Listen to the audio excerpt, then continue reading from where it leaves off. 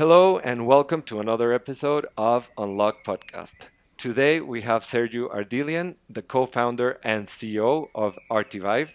Artivive is the augmented reality platform for art, the new tech that allows artists to create new dimensions of art by linking classical with digital art. Thank you so much for being here, Sergiu. Thank you, Alex. Thank you for the invitation. We are super happy to have you here. You have an amazing platform.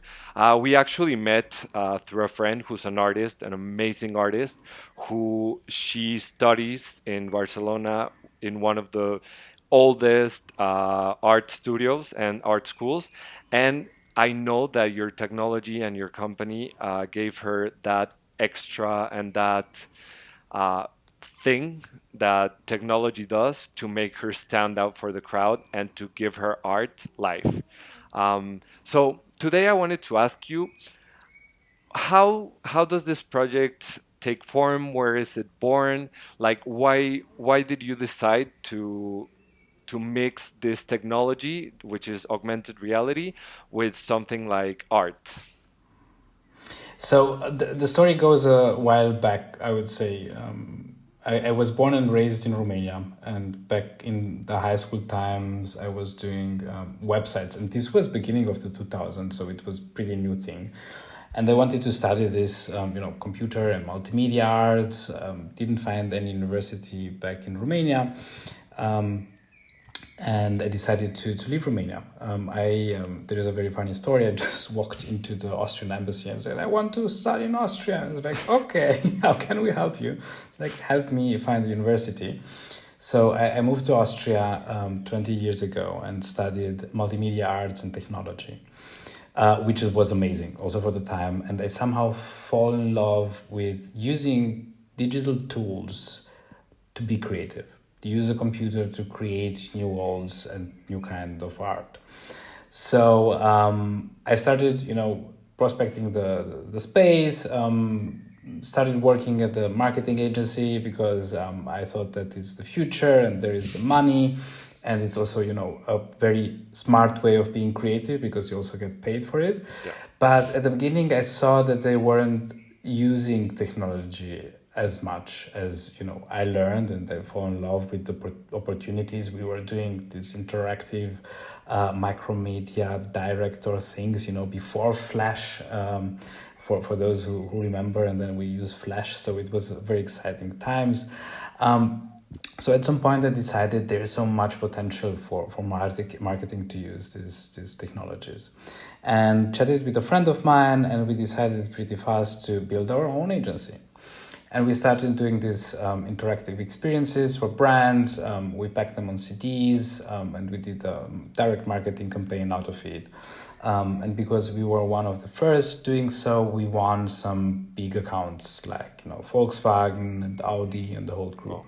And at some point, CDs weren't a thing anymore because Apple decided to skip it and to not build the CD-ROM anymore in their products. Yeah. So we started to search for something new. We thought that the next step is USB sticks, but it wasn't. So we went to mobile, and we started using augmented reality for these campaigns. And with the whole background that we had, we were the first one to have fully immersive AR ads for Volkswagen. Wow. You could scan a billboard, and the car would came out, and you can change the rims and colors. So you'll have the whole configurator, or you could just look in the catalog, and you also have all the details, which was really amazing. And Volkswagen and Audi fall in love with it. We also opened an office in Shanghai. We had around 60 employees. Exactly, we're serving 42 countries, until one time where I just looked at the data, and this was like 2015, and I was surprised how low the user numbers were. Back in the day, data wasn't so important for marketing. It was more like out of home, let's do a lot of things and be the cool kids of the block, and then use that. So I try to understand, it's like, okay, what's happening? What are we doing here? And long story short is I just realized we weren't creating any value. It was just a gimmick. And the whole user experience was kind of a long one. So, you had to scan an ad. First of all, you had to stop and then, download the app, scan the ad. Nobody's going this whole, experience to interact with an advertising. And then we thought, okay, let's go a little bit further and maybe use augmented reality to exchange the user manual, to use it in the car. So the buyer, you use the app to hover over the dashboard and see the different information about it. Long story short, that wasn't a hit either, because we just learned that all dashboard is built that you don't need the user manual. And if you really want to learn something, you just Google it and you'll find it in seconds instead of download the app. Sure. And all this time, I was more on the creative side, right? So trying to understand is like, okay, how can we, from user experience, user perspective, use the technology to create value? And the idea was always in front of my eyes, living in Vienna with these amazing museums. Yeah. And I was just thinking, imagine that these paintings that are here for hundreds of years could talk to me, tell me their own story. And then there was just like a light bulb went up on, and just thinking is like augmented reality is exactly this, bringing internet into a space or to an object that is not necessarily connected to the internet. Yeah. So we started to do some projects, and then afterwards the idea was, what would be if we would create a tool that it's open to all creatives? Because from that point, and this was 2016-ish, 17, digital art wasn't necessarily a thing back then. Yeah. Sounds crazy because it's just like 5 years ago. But it still is, because we were seeing and also hearing in Austria more, a painting is a painting, an animation or a GIF is not necessarily an artwork. But still, I had, through everything that I went through, in my own experience, being so much in love with these technologies, I could imagine that all the new generations and the new creatives are going through the same process. Yeah. And the tools are just getting better. And we can be much more creative, and we can be more creative, and posting something on Instagram and somebody from Australia or Mexico can see it. So it's much easier to get the traction. But at the same time, the future of art is somehow a combination between these two, the digital potential and also having something that you can put on a wall or wear as a fashion part, or, we also have artists that are doing AR on tattoos or on shoes or street art. So I chatted with a good friend of mine, Codin, who's my co-founder. And I asked him, I have this idea. I can see how augmented reality will be the art form of the 21st century. Because like in the example of our friend Juliana, is combining these two worlds, the traditional art world and the digital art world. Where if we're looking at the metaverse and the NFTs, we have the feeling that these two worlds, the traditional and the digital art world, are going in two different directions, right? Exactly. We have the museums and the galleries, and then we have everybody who's like just technology. Yeah. And I strongly believe, again, that the future will be a mix of these two. And the easiest way is to use augmented reality, like the amazing Juliana is doing, to create artwork that is created by hand with all technologies in this wonderful studio, using the same machinery that it's used for hundreds of years, and connected with a digital extension of something that it's created with the tools that we have today. And on the user part, it's offering such a great experience. Going back to, it's much easier to interact with the artwork, and it's much easier to understand the history behind it, because if you're going today into a museum or to a gallery, you have these very cryptic texts that somehow Yeah, feel that are written from one curator for another curator, and exactly. you're somehow left behind, or you're just listening to the audio guides, and then you have to play this game. Is like, oh, there you see the eyes, they're just closed. It's like, okay, let me look for the eyes. Ah, there's the eyes. So it somehow feels funny enough more natural to use augmented reality to understand the history of, or the story of an artwork. And now today I'm so surprised to see that there are almost everyday new approaches of how artists are using the technology to build new narratives, or have a message with a painting that you'll find on a wall, or with the street art, and then the digital story is going in a total different direction. So therefore you really create an entertainment aha moment, an emotion with the user. And I think why I have the whole history and the long story with it is because this is the biggest change in the whole 10 years, 12 years that I'm in the AR industry, where we really created a value, and the technology is just a means to get there. Nobody cares about augmented reality. You can call it whatever you want, mixed reality. Everybody's interested in the content, in the artwork, in the experience, and therefore is the value that we are creating with this platform. I love it. It's so cool, and you're totally right. Like, it's taking something that already people like, which is art, which has been with us for many, many years, and just finding another way to tell the story and bringing it to our century, and using technology as a tool to just make it more interactive and make it more of what it is. Not changing what it is, but making it more of what it is. And I want to Exactly. ask you a few questions. So it looks like you've had quite a few projects. You've been leader in many industries. You've been the first one to do many things.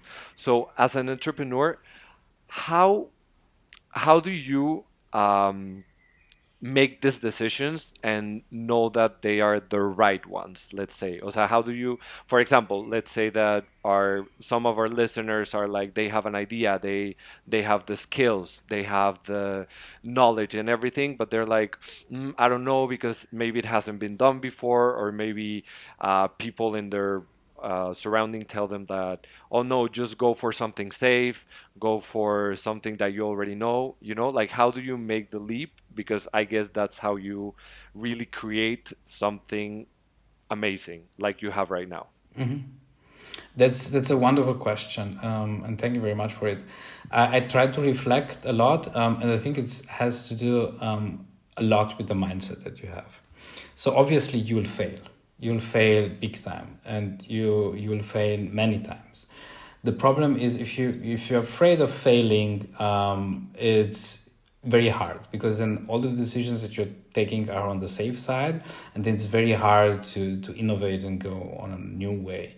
But if you have the mindset, then just I'm just trying things, and I will just go with opportunities that I have, and try to learn through it, and you do not put too much pressure on you with the things that you're doing. Like I mentioned, when I reached out to Codin and said, hey, I have this idea, I have no idea if it will work, but we can try it.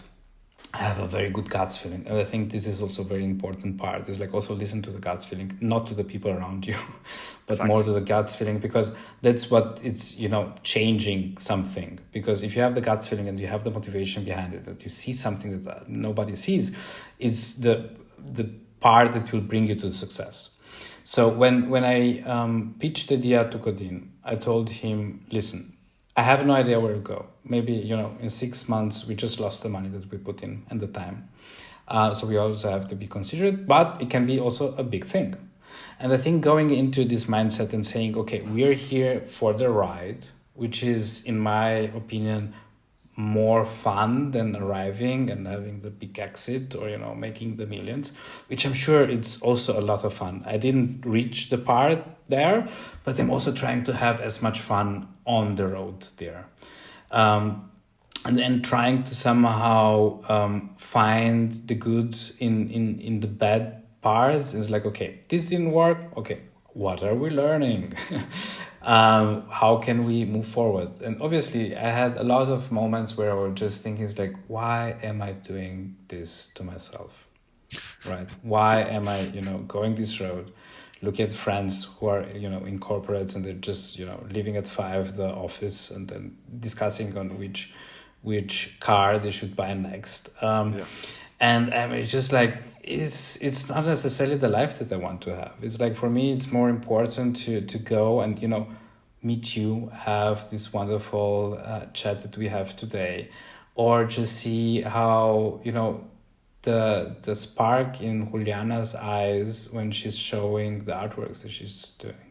And then it's just like, I was a part of this. It's like I somehow helped her. And this gives me, the motivation to go forward. And for me, it's also enough. It's like, we have Juliana and we have a bunch of other artists that discover this for them. And I think I already succeeded. So everything that is happening from that point is a bonus. And having this mindset helps you, also embrace things, because then you'll go rather with the eyes open and say, okay, this is a great opportunity. Let's try it. And then something else will come, and then we'll try something else. I love it. Thank you so much for that. And I think you said many really important things that our audience will, I hope they listen. And what I heard you say a lot, and it's like having the purpose, having like that why you're doing it is gonna, I think it's also gonna help. Like you said, when you're an entrepreneur, it's a wild ride. It's amazing, but it's also hard. O sea, it's hard work. It's ups and downs, and you I think you really have to have a purpose, and I think you have it now. And like hearing you talk about how helping discover and how helping this artist get something more from their work is something that really drives you. So I think that's something that we can really learn from you. And And the thing is, like yeah, you no, mentioned, and sorry for yeah, interrupting, is exactly this question is like, which is the value that I'm creating? Because when you're creating value, in my opinion, also the money follows. yeah, And it's also easier to get people on board if they are, friends or employees or people who are investing, because everybody will believe in the value that you're creating. And also, it's like, I would say, whenever you're starting something new, there are 3 questions. Is like, is it the right time? And the right time is mostly a little bit before it's the right time, so yeah. that you can leverage everything. Is it like on the way to what you're building to be something big in the future? Um, Second is like, what's the value that you're creating? And the third, which I think it's also a very important one, why you? Yeah. Because if if I would start now, because this is the second venture that I'm starting, and has some traction, and based on that, I'm a good founder, I Yeah. should found now maybe something which is in finances. No, because I don't have any experience. I don't have any knowledge there, so I wouldn't be the right person to go in that direction. Of course, also like knowing that, no, like knowing your limits, knowing why you, and if not, like it doesn't mean that you cannot do it, but you have to find someone that has those things that you are lacking, and to help you get to that point. And that gets me to the next question. How, I mean, I think we all know that, and we've all heard that you are the 5 people that you surround yourself with, and that you have to surround yourself with people who want to help you be better and everything. But talking about your journey as a founder, as a CEO, how important do you have you seen that your relationships have been to get you to this place, like your surrounding? Most, because I would say half of, or if not more, the success that any company has is the luck. and luck, it can be, through different things. It's also timing, and having the right team and finding the right investor. But you can help your luck a lot if you widen your network, and you never know when things are coming back. So I think what I'm always doing is like, I'm investing time and energy in whoever is interested in what we're doing, and also in collaborations, because you never know how it will come back. We have, seen in the startup industry, people who are just, they're very focused, and they're just talking to people that they will know that they will have a return of investment the moment that they talk to, which in my opinion, but I'm also in a more arts and culture part, creative part, I don't think that always works. So I give you an example. I was invited to go to fair in Dubai, and it was like a very intensive time, and it was like, oh, the traveling and being there, it will take a lot of time, but yeah, why not? And it was, interesting being there. It was a little bit, the event was a little bit chaotic, so they changed a little bit the time. So I ended up spending like 2 hours with one of the speakers, that we were sharing a panel, and he was, why don't you come to London? I will have, an event where there will be a very famous artist coming, and maybe you're interested to come. And I was like, yeah, of course. And went to the dinner after a few weeks, met this artist, and now we're doing a huge project. Um, exactly, right? So you never know where you'll meet the right person. So be open. And I think also the thing that I learned is, learn to pitch what you're doing. So good. And don't be afraid to tell the same story 10, 15 times a day, and find the energy to say it with the same energy and power behind it. But because you never know which ears are listening, and which doors will open then afterwards. I love that. And I think what you said, like everything, it resonates so much with me, but that know how to sell yourself, know how to pitch what you're doing, it's something that for me personally has been like work, no, to be It is. comfortable with pitching what I like, believing it inside to be able to communicate it, and also communicate it in the right way, because what you speak is what people hear, and if you don't have clarity on what you want and everything, maybe you're going to get an opportunity, or you're going to get attention from something that doesn't resonate with what you really want. So take some time to really have clarity. I think that's something really, really valuable for everyone who's Exactly. listening.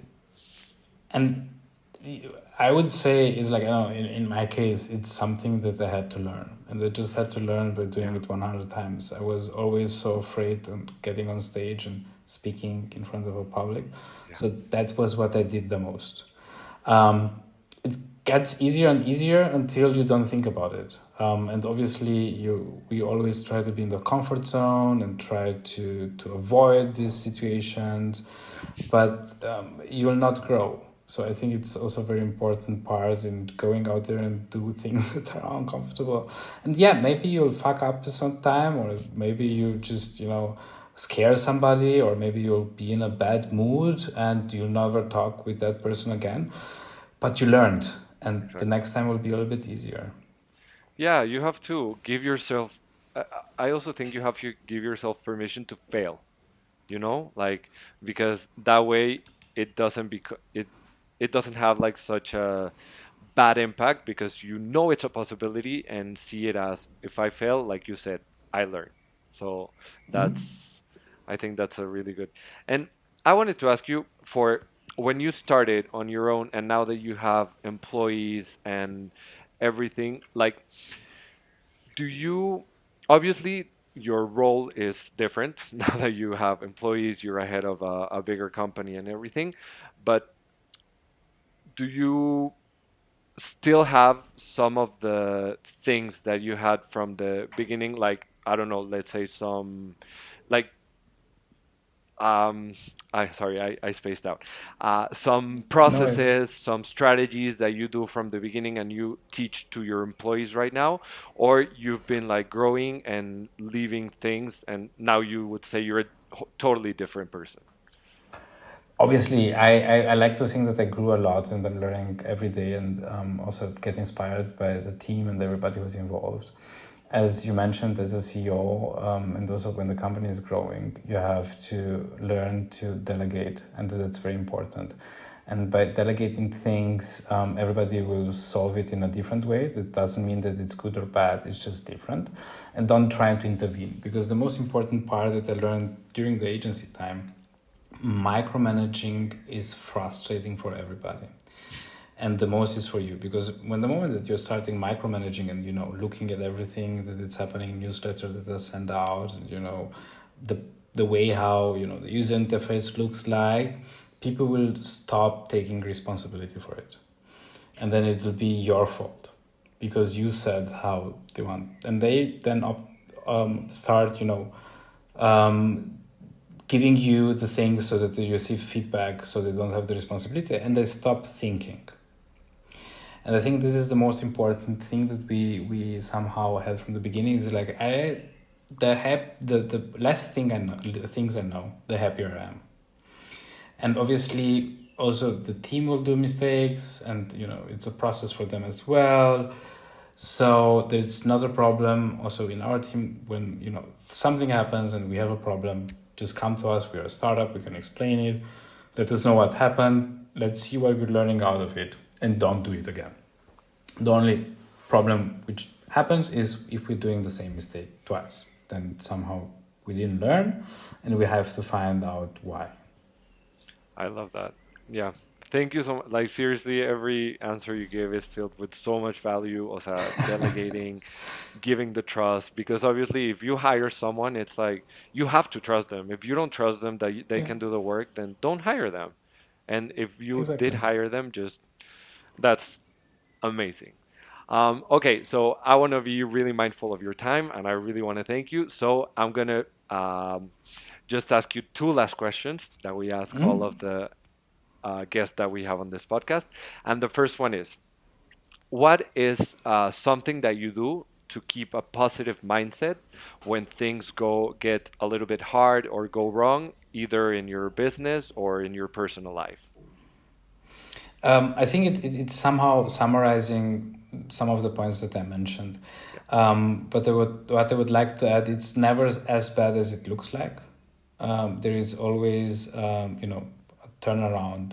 As long as nobody's harmed, Exactly. it means that there will be a way out. And I think it's very important to see. Okay, it's like, what can I learn of it?